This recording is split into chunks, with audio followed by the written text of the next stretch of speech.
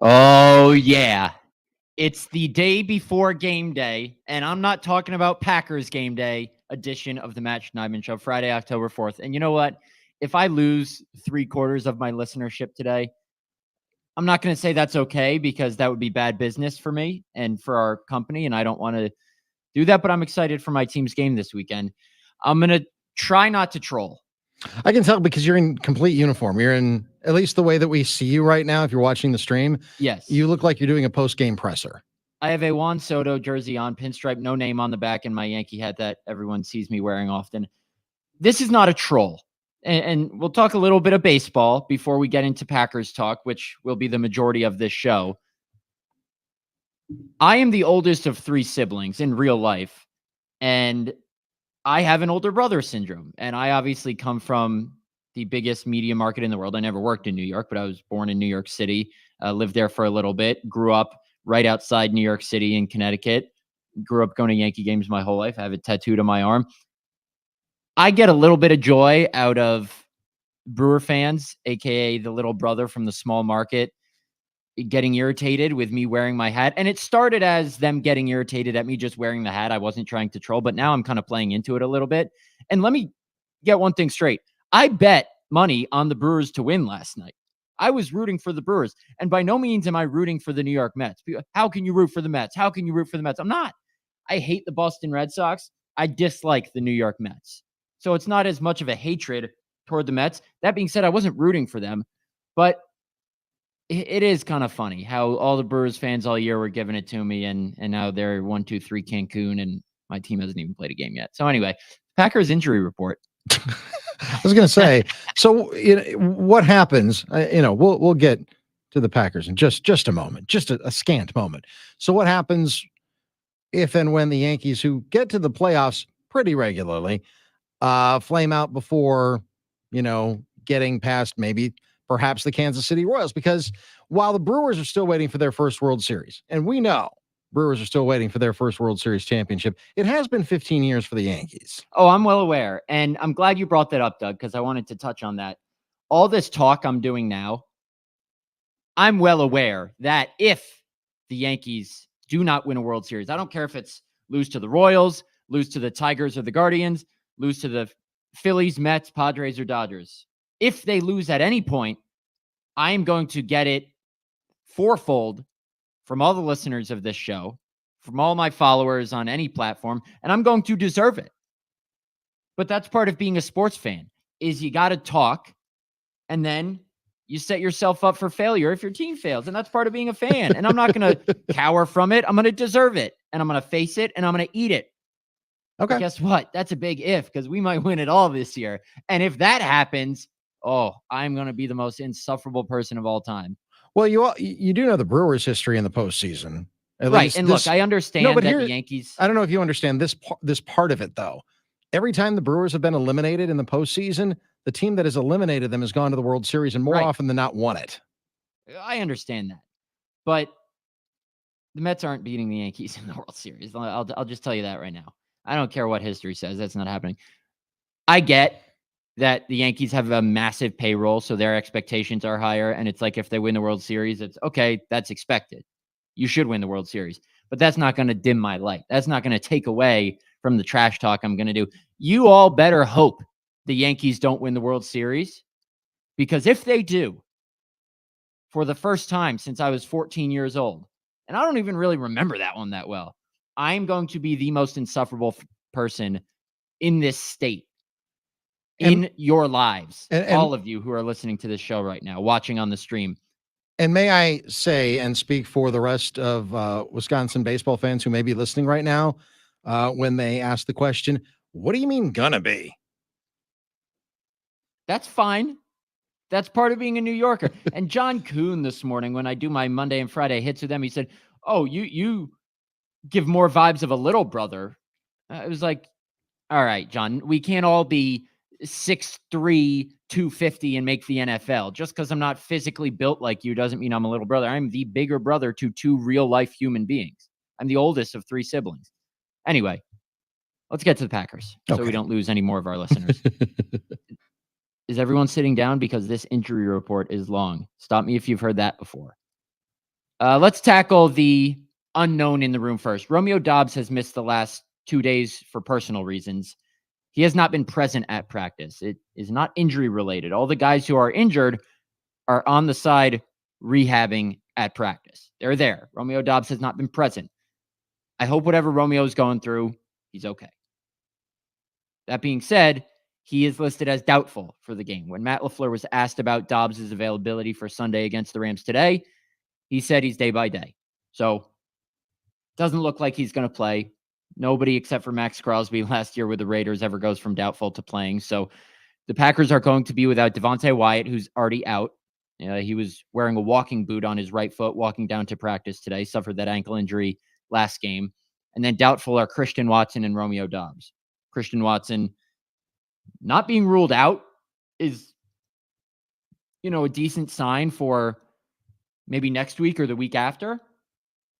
But I think just the fact alone that he wasn't placed on IR is promising enough after what looked like a pretty gruesome injury. Remember, Matt LaFleur said earlier this week that they feel the same level of fortune avoiding a Christian Watson IR long-term injury stint as they do with Jordan Love, or as they did with Jordan Love, I should say, earlier in the season. So Christian Watson, Romeo Doubs, Devontae Wyatt out, even though Watson and Doubs are listed as doubtful.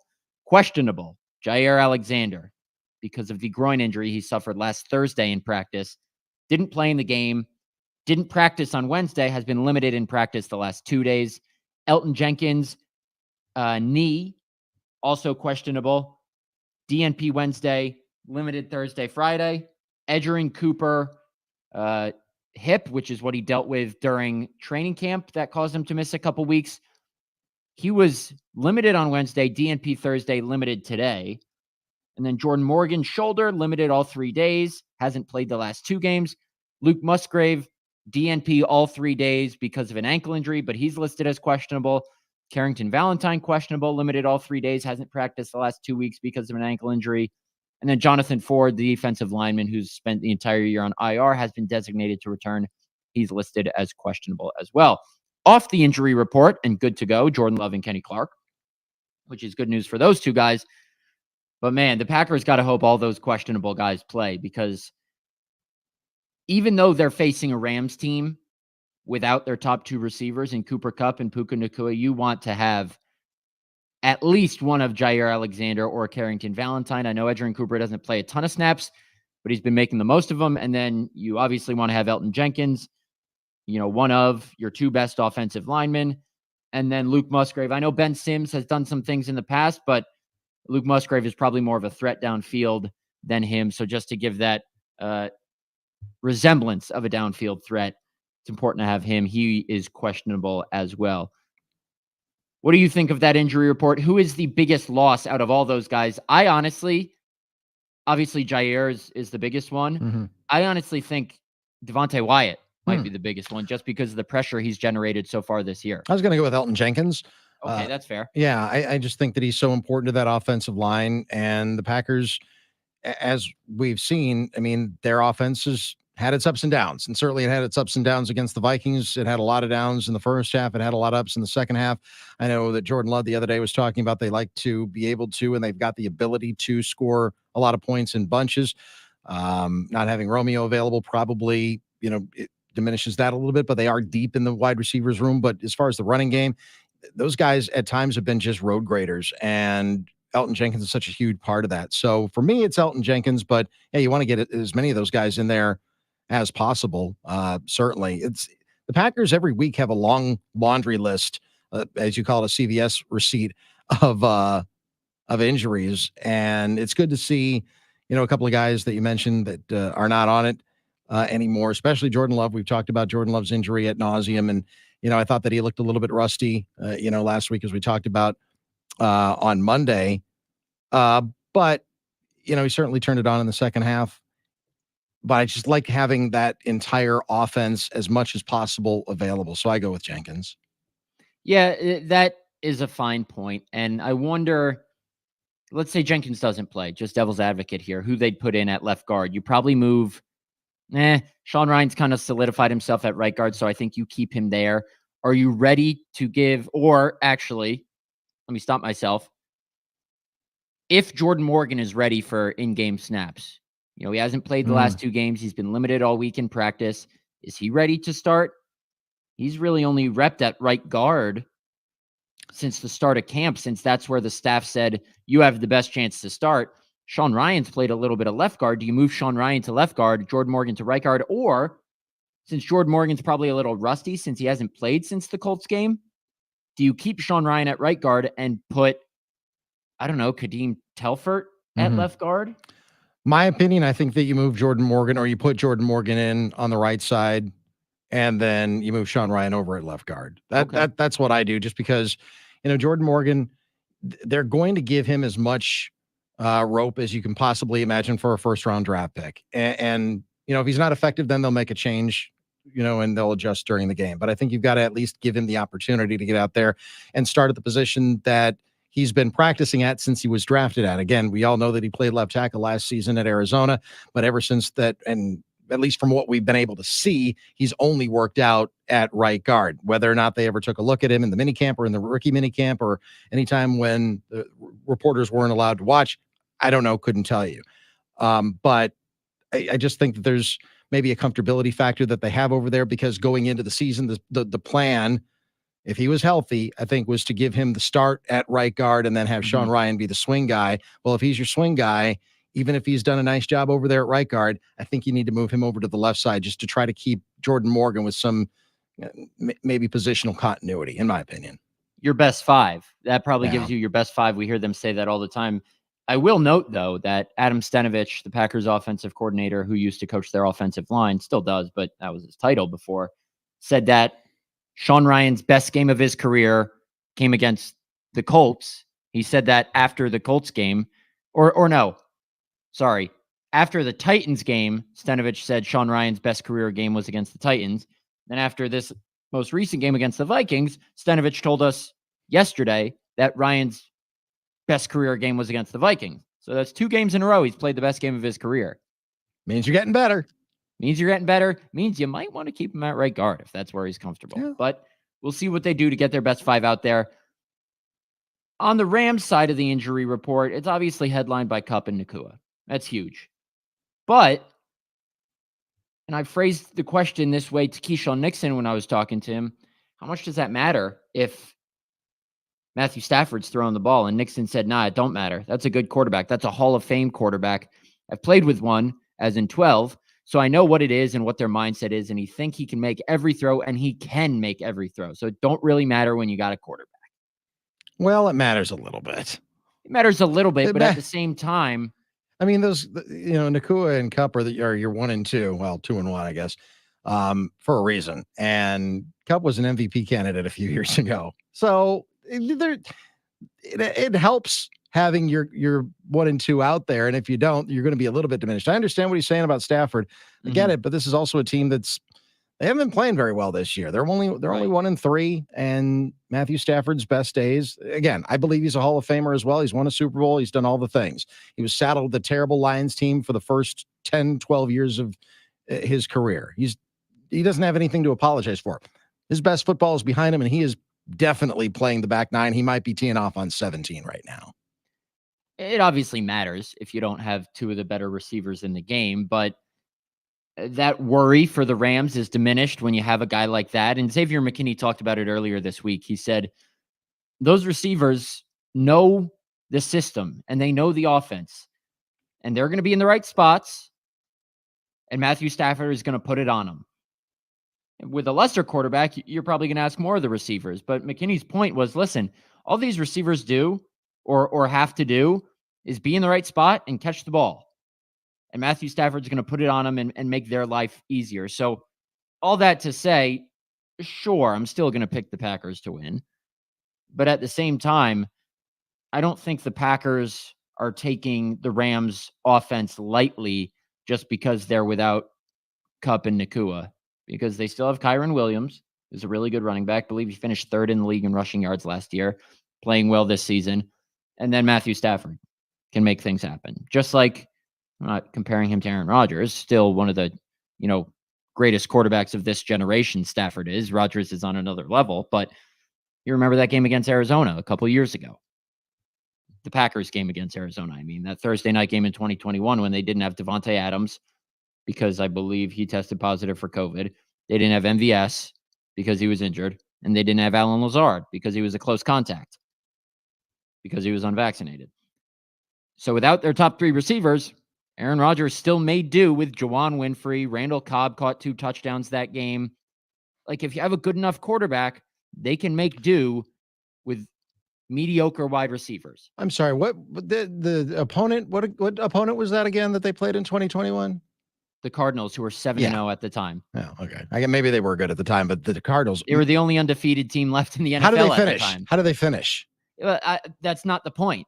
They made the playoffs. Okay. How do they finish? 9-7?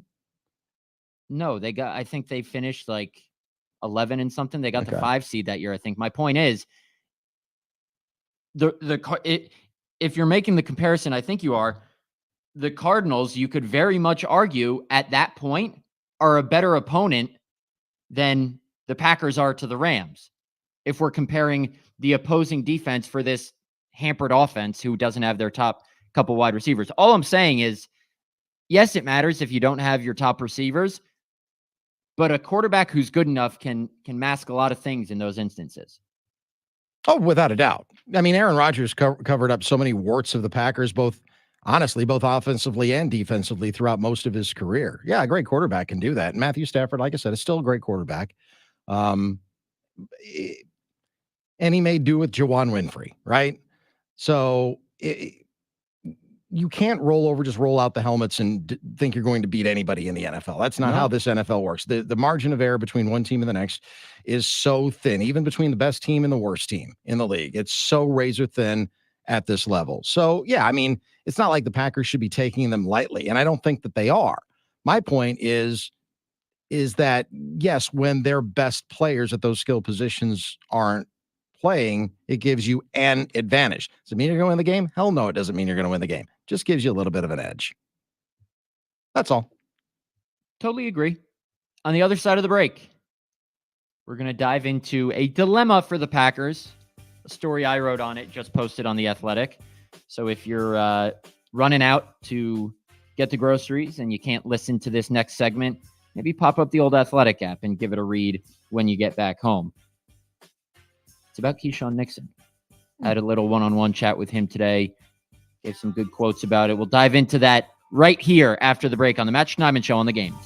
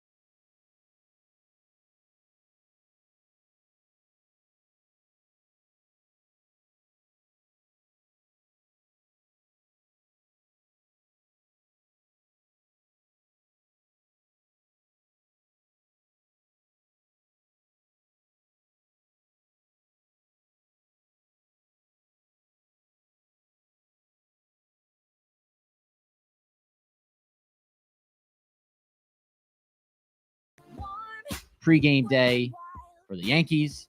Last show before the Packers-Rams game on Sunday. I head to Los Angeles tomorrow morning, bright and early, 6:45 flight, so I can be settled in my hotel room, door locked, by myself. First pitch at 3:37 Sounds so Pacific ominous. time. Well, I have to watch games by myself. That's how I do it. Okay. I respect that. I just, and this is going to sound selfish and mean, but I don't like going out in public to watch games because I don't want to risk watching the games with people who care less than I do. Okay. So I get it. That's my anal way of watching games. Anyway, Austin in Virginia on the line. I believe he wants to talk about Rashawn Gary. Austin, what do we got? Hey, Matt, how's it going? Good. How are you? Doing all right. Yeah, just got two brief questions for you, but I'll go one at a time here. So Rashawn Gary is, I think it's no secret he's off to a little bit of a slower start this year, and I know he played in a 4-3 with his hand in the dirt in college. Do you get the sense that maybe he's just still trying to figure out if he's wants to be more of a finesse rusher or more of just a guy who's going to run through your face, or you think he's just kind of adjusting to the new scheme a little bit? Yeah, I don't know exactly what it is, but I saw a video and I thought this was interesting from Mike Wally. That's how you pronounce his last name, right? No, Mike Wall. Mike Wall. Sorry. I didn't cover him. That's on me. He did a video for Pack-A-Day podcast, I think, with Andy Herman, and he was talking about how, obviously a former offensive lineman in the league, so he would know about this stuff. He said Rashawn Gary does you a favor as an offensive lineman because he kind of telegraphs the spot he's going to on his rushes off the edge, and he's not quick enough to beat you around the edge. So he said Rashawn has to change something up. I don't know if it's change up his moves or whatnot, but it seems Rashawn is just kind of doing the same thing, telegraphing what he's going to do. I'm no pass rush expert. I don't know what exactly he has to change to throw guys off, but I think something obviously has to change because it's no secret that he's off to a slow start. I mean, Jeff Hafley himself said yesterday that they need more out of Rashawn, but at the same time, Rashawn needs more out of the coaching staff, meaning they have to put him in maybe better positions to get a one-on-one, move him around. I don't know exactly everything they can do, but maybe send a blitz to occupy, interior offensive lineman with Quay Walker blitzing up the middle. So Rashawn Gary gets a one-on-one with a tackle. His pressure numbers and sack numbers are abysmal this year. It's only 4 games. I get that. But as I've said before this week, he's being paid $24 million a year. He's got to produce no matter how much attention is given to him because the other guys who are paid, granted, above that, but the other guys in that stratosphere and in the stratosphere above still produce despite the attention that's paid to them. But Austin, to your point, I think what Mike was saying basically is that Rashawn Gary does the same thing too much. And to me, reading that comment, it's got to have more variety off the edge because Rashawn Gary isn't quick enough to beat you around the edge. I don't know if that's, vary up his moves, vary up his aiming point, rush from inside, switch from left tackle to right tackle to left tackle. But regardless of what it is, the Packers need more out of him. Yeah, fair enough. Yeah. And then, my second question, I was listening to your interview with Matt LaFleur, or with Coach LaFleur, and you brought it up, and it's got me thinking. I know you mentioned how much you appreciated was amused by the "How can you live with MVS" comment, and I just wanted to know your thoughts on, in my opinion, a more underrated Packers media moment, which was Bob Domofsky's Twitter spat with Jimmy Graham. Yeah, I wasn't here for that. That was in 2018. So I know it very well because I was in Oakland at the time covering the Raiders. And I remember noticing it then too, before I had ever talked to Rob. And as my, StreamYard camera falls over, the drop a pair and tag them or drop a pair and tag me is one of the greatest tweets in Twitter history from Jimmy Graham. It's just hilarious. And the way the story goes, I think the statute of limitations is up on this. 5 years. Yeah, 5 years is up. There's a policy in players' contracts, I believe. I'm paraphrasing here, but it basically says you got to talk to the media. And Jimmy Graham had gone a while without talking to the media. So Rob approached Jimmy Graham in the locker room that day. This is how Rob has told it to me, and basically said, "Hey, just letting you know, you're going to be getting a letter or a fine unless you talk to us." And it wasn't like a confrontational thing. The way these things go, it happened with Devondre Campbell last year, and it's happened with Jimmy Graham before when I've been here, is if a guy doesn't talk for, say, 8-9 weeks during a season in a row, like sometimes Jair Alexander won't want to talk to us. Today, he declined talking to us. But Jair's available enough. Like if he goes 8-9 weeks without talking, then we talk to the Packers PR staff, who then try and get them to talk. And if that doesn't work, then whoever the Pro Football Writers of America rep is in Green Bay, which is either Rob or Tom Silverstein, goes to Michael Signora, who works on the NFL PR staff in the league office. Then he sends a letter to the player saying, you're at risk of being fined $25,000 if you don't talk. And then if the player doesn't talk, then they get fined. So like last year, it got to the point where Devondre Campbell got a letter. Step 2 of 3. If he said, I'm still not talking, he would have been fine. But then Devondre Campbell finally talked. Jimmy Graham a couple years ago, I think this was my first year here, we went all those steps and Jimmy Graham took the fine and then started talking. And then was great. But my point is, Rob was having that conversation with Jimmy Graham being like, hey, if you don't talk, we're going to fine you, turn you in, basically. And Jimmy Graham kind of just walked away, I think. And then that's when Rob, to provide some context on why the team's tight end wasn't talking, tweeted, went up to Jimmy Graham, walked away, declined comment, whatever. And that's when Jimmy Graham responded, why don't you drop a pair and tag me next time? Hilarious. I also think a low-key moment, and I think, not to selfishly take credit for it, but I think I suggested this, but I just didn't have the balls to do it. I don't know if you remember this, was with Aaron Rodgers a couple of years ago when the now infamous story of him praising Jake Kumro and then Kumro getting cut the next day and then the Bills signed him. Peter King interviewed Aaron Rodgers in preseason a couple years ago, and Rodgers singled out Bronson Kafusi, who was like their 6th tight end, as someone who was standing out in camp. And then I think I made the joke just, not in a press conference, like I bet Kafusi ends up in Buffalo now, because if Aaron Rodgers praises someone, you get cut and end up in Buffalo. So Rob, in a press conference, and credit to him for the delivery of this, it was immaculate, basically said, he was asking a question about Cole Van Lanen and if Rodgers knew he was from Bayport. Mm-hmm. And he said, Aaron, I'm looking forward to seeing what Kafusi does in Buffalo. And Rodgers was mid-sip of the water bottle he had on the podium and almost spit it up because he, was trying not to laugh so hard. That is, for me, an underrated media moment in my now 5+ years. But there are plenty. Thank you for bringing that up. Always fun to go down memory lane with some of those. I think my favorite is when Mike Sherman stormed out of a press conference because somebody's phone went off. That's always going to be a classic for me. Well, yeah, LaFleur might do that the next time. Yeah, he might, because in that same interview that Austin's referring to, you asked him how much does it piss him off when reporters' phones go off, and he doesn't. That is not feigned annoyance. I think he said 8 out of 10 on the vomit scale. Yeah, he was not. He's not happy when that happens, and he had those like the piercing eyes, just like I don't know. Oh, yeah. I mean, that's what are you doing when you walk in here? And Mike Sherman took it as now. It was in 2004 when things were starting to fall apart. It was his last season, or maybe it was 2005. Maybe it was 2005. His last season in Green Bay. Injuries were piling up. They only won 4 games that year. He was facing heat from all directions. Ted Thompson had just been hired and obviously wanted to move on from the coach. He wanted to bring in his own guy because he had just been hired as GM.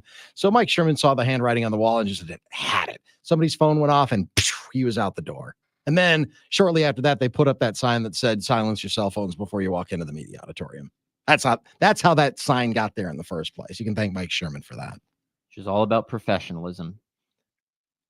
Regarding those sit-downs with Matt LaFleur, episode 2 of the Matt LaFleur podcast will debut on Tuesday. We are sitting down with the head coach on Monday, if my flight gets back on time. I currently have a 7 a.m. flight out of LAX on Monday morning. That is connecting in Chicago, scheduled to land at Austin Straubel in Green Bay at 3:02 p.m. Matt LaFleur does his weekly day after press conferences back in Green Bay at 3 p.m. So I believe we're scheduled to sit down with him around 3:45. If my flight is on time, I will be able to get there in time. But my connection's like 45 minutes, so it's going to be close. I'll obviously keep you, Doug, and everyone else updated. But as of now, the next 25 minutes sit down with Packers head coach Matt LaFleur after their 3-2 or 2-3 start will be available on these here airwaves on every show, little tidbits of it throughout the day on Tuesday, and then debuting in full on this show on Tuesday night.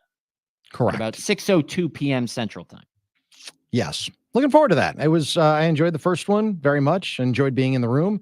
And we'll do it again coming up on Monday. And then we'll have little dribs and drabs throughout the day on Tuesday. And then hear the whole thing on the Matt Schneidman show coming up on Tuesday night. And then throughout the week, I'll play a decent portion of it on game day, which that's against the Cardinals coming up. That'll be a home game for the Packers. So you'll hear some of that then as well if you miss it, but it'll also be available on the iHeartRadio app or wherever you get your podcasts.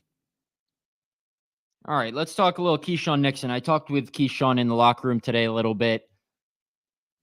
It's interesting because the day the NFL changed its kickoff rule, or the day the proposed change came out, Keyshawn Nixon tweeted this: LOL, go ahead and approve that KR rule, and I'm going to go back to back to back. He also tweeted the picture of Spice Adams, the now comedian and former Chicago Bears player, rubbing his hands behind that tree. Everyone knows it's one of the most famous memes out there. You know, Spice coming out from behind the tree in that yellow suit, rubbing his hands, basically saying like, oh, I'm hungry for this. Let's go. Keyshawn was very, very excited about the kick return change. So I basically asked him today, and if you want to read the whole story with some more context than what I'm going to give, because I don't want to give away the whole story on here, because my employers at The Athletic probably wouldn't like that, even though none of them are listening to this show. Has how the kick return has actually played out really differed from what his expectations were. And what Keyshawn said was they made it seem like I was going to get the ball a lot. But I guess 2 All-Pros, they ain't just going to kick it to me anymore. And I asked him if he was frustrated by that because Rich Bisaccia told us last week. Now, keep in mind, Packers have faced 17 kickoffs this year. Nixon's been back for all of them. 16 of them have gone for touchbacks. The one they returned, they regret. It was at the end of the Eagles game. They wish they hadn't have done that. There was some miscommunication there. I still can't tell who was actually at fault, but LaFleur and Bisaccia have both taken blame for it. I don't know what Keyshawn said about it, but I'm sure he has as well. Last year, the Packers led the NFL in kick returns with 31. This year, through 4 weeks at least, they were tied for last. Them and the Pittsburgh Steelers have only returned 1. So it's a mixture of teams kicking out of the back of the end zone to avoid Nixon being more conservative and bringing the ball out, because Rich Bisaccia said there have been some that are 3-5 yards deep that Nixon would have taken out in years past, but he's, making more team first decisions is what Bisaccia said, since the Packers get an extra 5 yards. So Bisaccia told us last week it is part of his job now to make sure Keyshawn doesn't get frustrated. Bisaccia said this week, frustration is a wasted emotion, is what he tells Nixon. We saw after one kickoff that went for a touchback in the Titans game, Keyshawn kind of throw his hands up in frustration. That being said, Keyshawn said, I think it'd be more frustrating if I only played return, but I start on defense, so it don't really bother me that much. I think if I was just a returner, that would probably get on my nerves, but I'm not really tripping, is what he told me today. Yeah. So that's all you can do, right? Way to look at it. There's some thought that he might get more opportunities when the temperatures plummet later in the year, the ball firms up and doesn't travel as far. I brought that up to Keyshawn today. He basically said, I got a feeling teams are still going to try and find a way to avoid me, because that's the resume I built. And to an extent, he's probably right. Yeah, obviously. I mean, the proof is what you see every week so far through the first 4 games of the year. Teams do not want Keyshawn Nixon to return the ball. Even the one that he did take back, Philadelphia was probably at least a little bit surprised by it. I know everybody on the Packers sideline was really surprised by it. I know everybody that was watching the game was surprised by it, but I'm sure that there was some building frustration, and I can only imagine that, he's saying all the right things, which is great. But there's got to be some frustration there too, that it's like, this is in no small measure why he was brought to Green Bay in the first place and why he earned a job, because Amari Rodgers lost the job because he kept, fumbling the football away. And Keyshawn Nixon came in and did an incredible job returning kicks and punts. So, yeah, I mean, I would imagine that he's probably getting pretty frustrated, even if he doesn't want to say that he's getting really frustrated. But he's also probably right that teams will at least try to explore other ways of kicking the ball away from him. But I don't know, like you said, if the wind starts whipping up, whether it's at Soldier Field later on in the season, whether it's at Green Bay when the temperature drops, they may not be able to avoid it. And it'll be interesting to see what they do. I still think that there's a long way to go before the NFL fixes that problem, because it is a problem.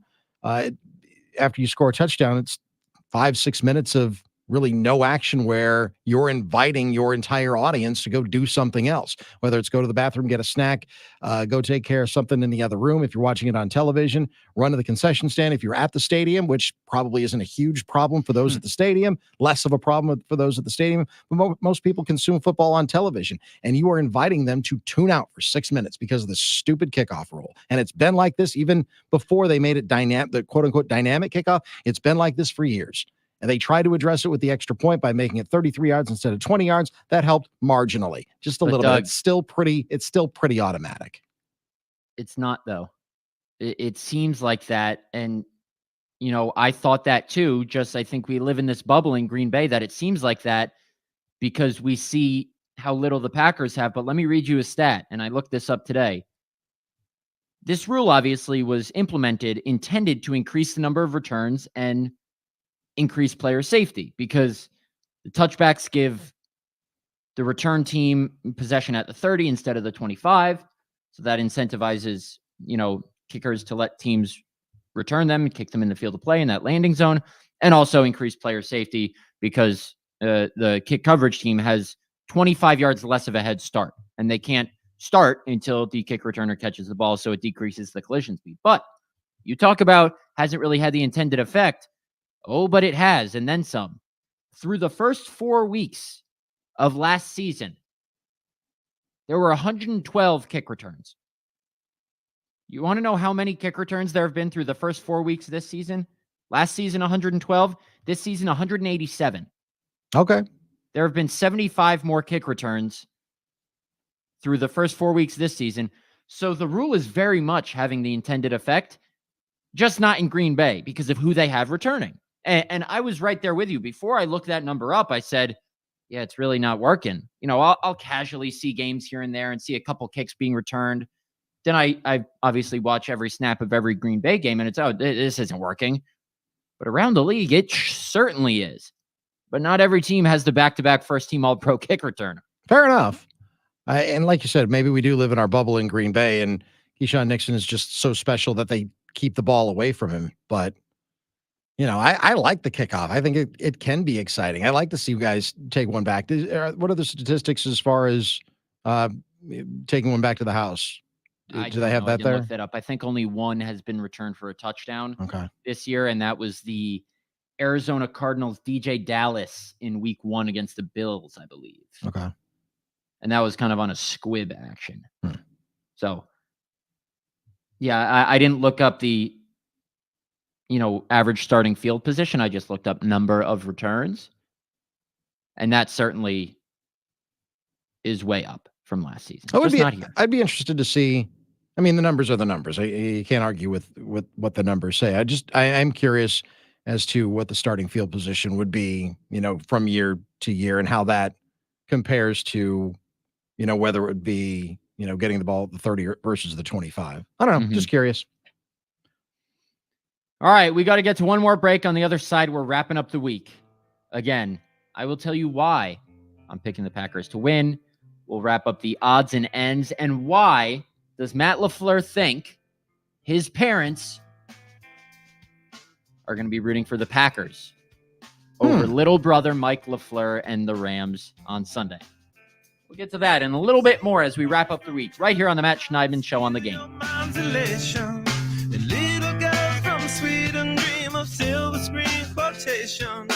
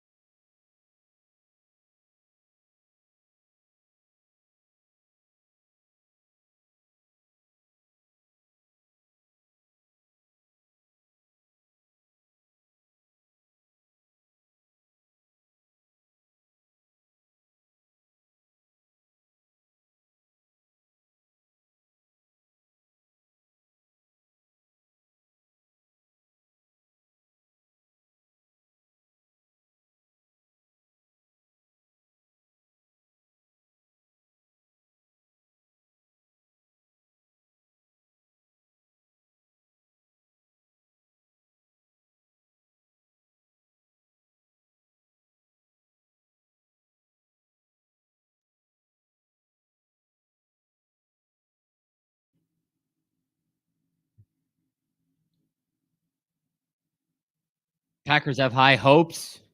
That's the second time that song's been played. I think Tim Scott might have played that song coming into the third segment. And Really? might have made the same joke. Okay, well, I'll delete that Maybe from it's the not a cart stack joke. now. Just I try to Packers keep have it high hopes fresh. to beat the Rams this weekend. I think they do. Yeah. I just But- left Tim a bunch of bumpers when he was taking over. So I don't know what he cycled through and what he didn't cycle through. I was on baseball duty the last several days. So Anyway, I have high And- hopes that it's about to be time to use my Iron Jock. Let's Nice. talk Iron Jock hoodies and their new all-purpose joggers. That's the transition of dreams right there. I've got Iron Now Jock through October pants on. 13th, when you purchase men's or women's. Oh, Doug's got his Iron Jock on. I got my- Hoodies and joggers, men's or women's. Use promo code FALL30. That's FALL30 to receive 30% off every hoodie and jogger in your cart. And you'll also get a free Iron Jock travel towel. Go to ironjock.com for details. That's ironjoc.com. Although I don't have an Iron Jock hoodie on, I've got my 90.3 WRST hoodie on today. It's my college radio station. Actually, no, I take that back. With all due respect to Iron Jock, I probably won't pack any Iron Jock for LA this weekend. But it'll be waiting for me here in Green Bay when I get back. Nice. Yeah, I was looking for some comfortable Friday pants, and I'm like, you know what? There's nothing better on a Friday than throwing on my Iron Jock pants because there's no stink. No stink. None. Silver ion technology. So the silver ion technology is right. So I've got Packers 31, Rams 14. I made that prediction as I do my other predictions on Tuesdays with John Kuhn on our Brick and the Stick podcast, where you can listen to it wherever you find your podcasts.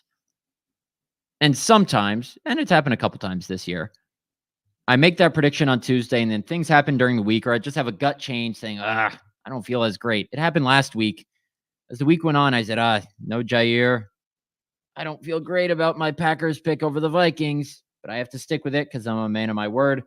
I feel the same this week. Not because I think the Packers are going to lose. I just think it's going to be closer than a 17-point game. But I'm still picking them. I think the Packers take advantage of some of the injuries on the Rams offensive line.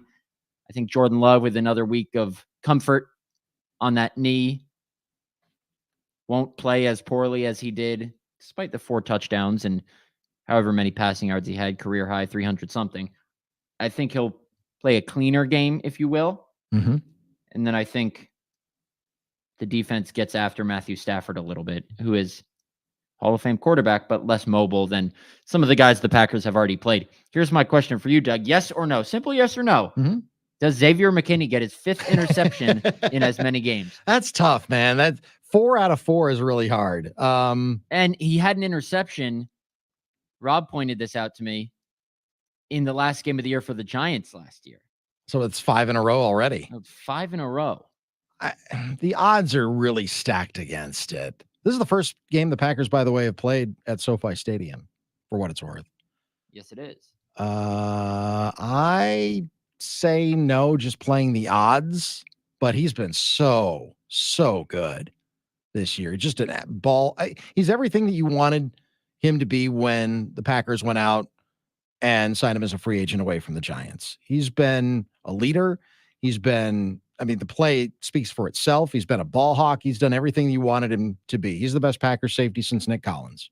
I don't think right now, and it's only 4 games in, but you've seen the body of work through the first 4 seasons that he played in the NFL with New York. So the body of work is there overall, maybe not in Green Bay yet, but he's the best Packers safety since Nick. And Nick was tremendous. Unfortunately, his career was just cut short by that freak injury. But he could have been he could have been a Hall of Famer, I think. A direct quote from Jeff Hafley yesterday. I think X right now is the best safety in the league. It's hard to argue. The interceptions certainly are there. I know there's obviously a million other metrics that go into that, but I don't know that you can tell me anybody who's had a better, first quarter of the season than Xavier. He's been great. He's been tremendous. On the other side of the ball, I think this week is big for guys like Bo Melton and Malik Heath, especially with no Christian Watson, no Romeo Doubs. It looks like Jaden Reed and Dontavian Wicks. I tried to combine their first 2 names there. Jaden Reed and Dontavian Wicks are obviously going to be the 1 and 2. And who knows, they may be the 1 and 2 of the future here in Green Bay, but they're going to be the 2 primary guys, along with Tucker Kraft, for Jordan Love to look for in the passing game. We've seen Bo Melton take over that number one role once before. Mhm. So he's capable of it in that Vikings game in week 17 last year on Sunday night, New Year's Eve. Malik Heath has done some nice things in the past against the Chiefs last year. Against the Giants, he had that late touchdown catch. So him being a wide receiver 4 isn't the worst thing. It's games like these. And obviously you never want a player to go through whatever Romeo's going through. You never want Christian Watson to almost have his ankle ripped off. But these are the games when you appreciate the wide receiver depth that you have. These are the games when we have a couple guys who can be wide receiver 1 on any given day. That's when this needs to come to fruition. That's when, we have 6 guys who we think can be that guy any day. That's when that depth needs to show, is this Sunday. And Matt LaFleur's confident, as he should be, in Bo Melton and Malik Heath. Even if he wasn't, he wouldn't say that at the podium, but I think he honestly is. And he has good reason to be so because of what they've showed in spurts over their brief careers, and they're going to be called on even more on Sunday. Yeah, they will be, and they should be. And, this is what we talked about when the Packers, who's their number one? We all said to a man, it doesn't necessarily matter who their number one is because of that depth. And, we've seen that depth in the past, though, to a certain extent as well. I mean, the Packers, when they're forced, no matter who the quarterback is, to spread it around a little bit, I've talked about Sterling Sharp's injury. That made Brett Favre a better quarterback because he had to spread it around. There was no number one receiver the last 2 times the Packers won the Super Bowl. The Packers' incredible record without Devontae Adams when he was a member of the team. A lot of that had to do with Aaron Rodgers. It's like 7-0. Yeah, it's crazy. It was nuts. And are the Packers a better team, or at the time, were they a better team with Devontae Adams on the field? Yes, but the record doesn't necessarily indicate that. So I think that one of the things that the Packers as an organization, for whatever reason, have been pretty adept at doing, and Brian Gutekunst has been there for a long time, and he worked under Ted Thompson, who worked under Ron Wolf. Just depth in that room has really been something that they've been able to hang their hat on. So when a receiver goes down, or even 2 receivers go down, as good as Dobbs and Watson can be, and there are other guys that have the ability and have done it, have stepped up. So, yeah, I think Bo Melton could potentially have a big game on Sunday. He could. Tomorrow, big day for me. Sunday, big day for the Packers. I'm going to come back on this show on Monday night, and either the phone lines are going to be silent because the Yankees have a 1-0 lead in the ALDS over the Royals, or there might be a couple voices eager to get after me, and rightfully so, on the phone lines or the text line with the Yankees down 1-0 to the Royals. Either way, I'm setting myself up for a great in-your-face moment for myself, or I'm setting myself up to have a crap load of egg on my face. And Brewers fans, rightfully so, who are also Packer fans who listen to this show, should take advantage of that because I will deserve it if it happens, but that's a big if. We'll be back on Monday. Doug Russell, Matt Schneidman, although you'll be up in Green Bay, so I might have Hunter Baumgartner. I think you're going to have Hunter on Monday. Yeah. Might have Hunter on Monday. And then we'll have the second episode of the Matt LaFleur podcast on this show on Tuesday. A lot to look forward to. Big game on Sunday in the City of Angels. We'll have it all for you next Monday. For Doug, I'm Matt. Appreciate you listening. Everyone, have a good weekend.